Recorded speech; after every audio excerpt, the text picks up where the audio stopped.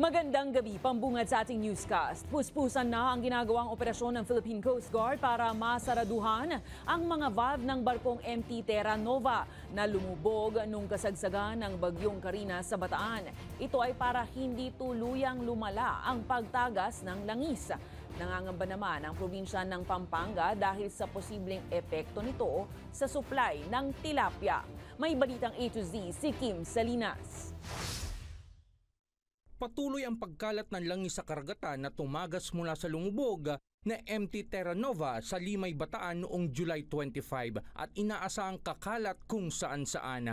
Pagmamayari ang naturang cargo ship ng Shogun Ship Company na may lula na 1.4 milyon na litro na industrial fuel. Terra Nova, ang laman po niyan is IFO.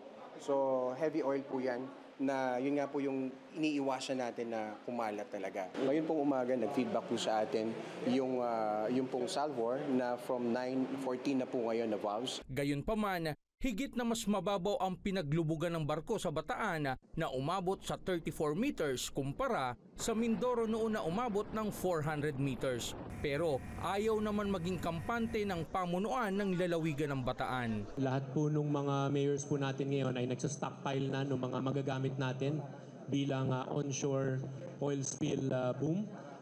Meron po kaming gagawing session with DNR para maturuan pa yung aming mga personnel kung paano po gawin to, paano po i-apply. Habang nangangamba naman ang karatig probinsya na Pampanga dahil sa posibleng epekto nito sa kabuhayan, lalo na sa supply ng tilapia, sugpo at alimango. Kasi kung hindi malaki, malulugi ng mga fish pond owner natin.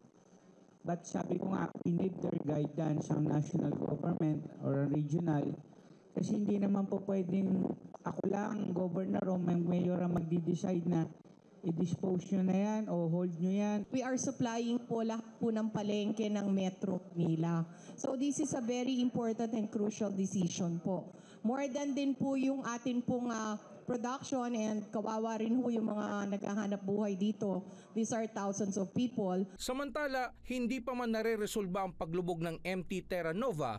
Lumubog din ang isa pang motor tanker sa barangay Cabcaben, Maribeles, Bataan kahapon ng Linggo. Inaaksyon na naman na ito ng PCG at napag-alaman na wala itong kargang langis maliban sa working fuel nito. Ito pong si motor tanker Jason Bradley naman po, this is just 600 yards away from the coastal. Wala po siyang laman. Wala pong laman yung kanyang cargo hold. Meron po siyang laman 5,500 liters ng diesel which can also be easily dissipated.